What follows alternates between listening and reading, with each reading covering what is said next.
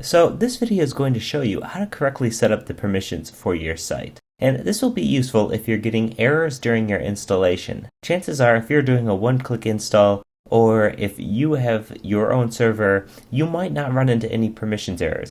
In fact, you can go ahead and go to the installation video first, and then if you're having permissions errors, please come back to this video. However, if you do notice that you're having issues, you can watch this video to see the correct permission settings.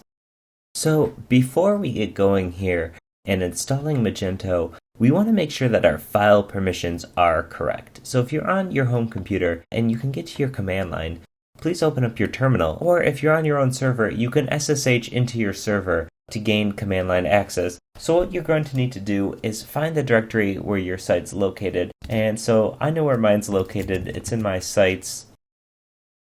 And once you've navigated to your site, you can type find space period space hyphen type f hyphen xec chmod, and notice the spaces in between these here, and 644, and then we're going to do brackets / then colon.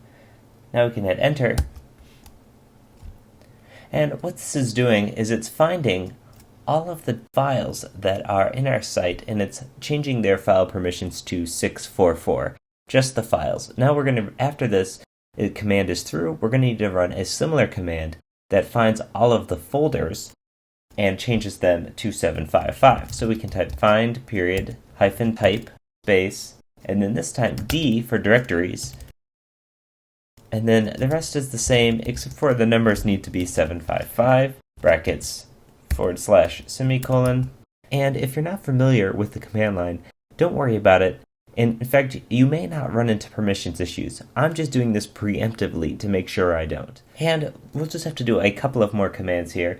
We'll just type chmod and then O + W var and then var hyphen or var / .htaccess and then app / etc. So this is just guaranteeing that these files and directories are going to have the right permissions. And lastly, we're going to type chmod hyphen R O + W media. Great. So if you're having permissions errors, things are telling you they don't have the right permissions, then go to your command line or SSH into your site and use these commands to set the permissions correctly.